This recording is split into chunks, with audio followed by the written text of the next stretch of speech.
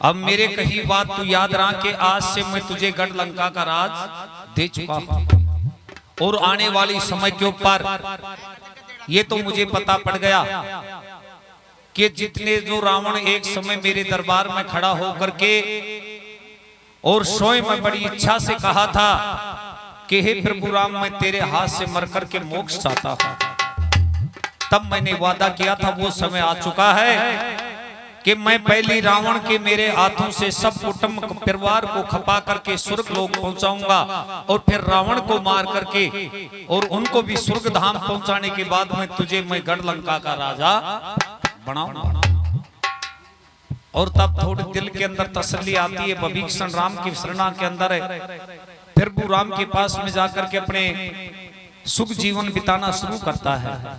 फिर भगवान ने कहा विभीषण तू बुद्धिवान है, राम का भगत है, कि पहली शत्रु के साथ में क्या किया जाता है, या युद्ध डायरेक्ट होता है या कुछ उसको पहले ऐलान किया जाता है।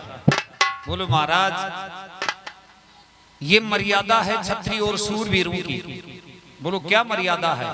क्या पहली तो अगले को सूचित किया जाए और सूचित करने के बाद अगर जब वो बात नहीं माने तो फिर उसके साथ में युद्ध किया जाए।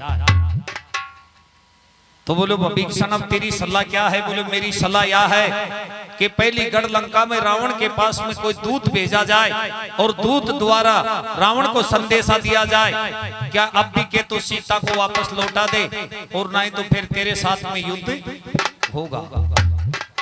तब भगवान राम ने सोचा कि ये बात उचित है, सत्य धर्म है और धर्म की मर्यादा भी यही है। तो बोलो तेरी सलाह से विभीषण ये भी बताओ कि रामादल का सब बड़े बड़े योद्धा सब बैठे हैं कि इनमें से कौन दूत बन करके जा सकता है?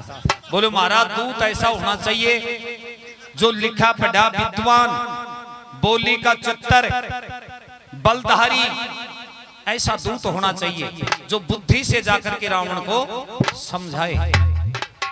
तो बोलो कौन है ऐसा?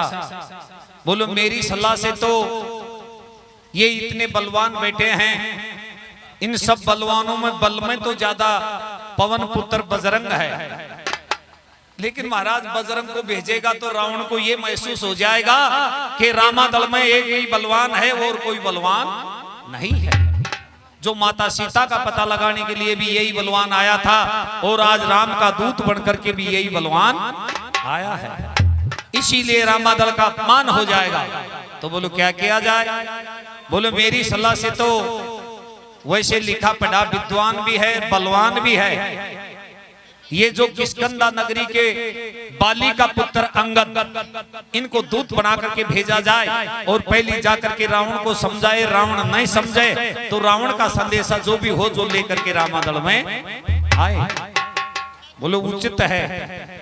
तब राम का दूत बना करके राम का संदेशा दे करके बाली पुत्र अंगद को भेजते हैं और अंगद जय श्री राम बोलता है और रामादल से उठ करके और लंका के दक्षिण दिशा की गेट के ऊपर चला जाता है। दक्षिण दिशा की गेट के ऊपर जाते द्वारपाल रोक लेते हैं, ठहरो कहां जा रहे हो? बोलो मैं राम का दूत हूं और रावण के पास में संदेशा लेकर के जा रहा हूं।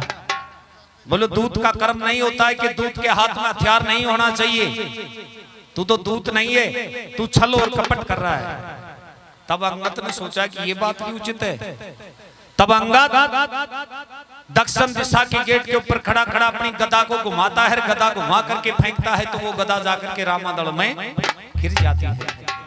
तब राम ने सोचा कि दूत के साथ में कोई छल कपट तो नहीं हुआ है और तब आगे बढ़ता है और आगे बढ़ करके दिशानंद रावण के दरबार में जाता है। तब दिशानंद रावण पूछता कौन है? बोलो मैं राम का दूत, चाहता क्या है? बोलो संदेश लेकर के आया हूं। क्या संदेश लेकर के आया है? तो बोले तू तो पहली अकड़ा रही से, तेरे माए तो राजाला कोई लक्षण ही कोई ना, तेरे अंदर तो घमंड है।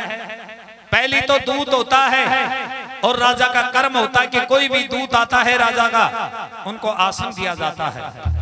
और आसन पर बिठा करके फिर प्यार और प्रेम से पूछना पड़ता है, तू तो आसन ही नहीं दिया, बोलो तेरे लिए कोई आसन नहीं है। बोलो भाई तेरे मेरे लिए आसन नहीं, तो बोलो मैं और बना लेंगा।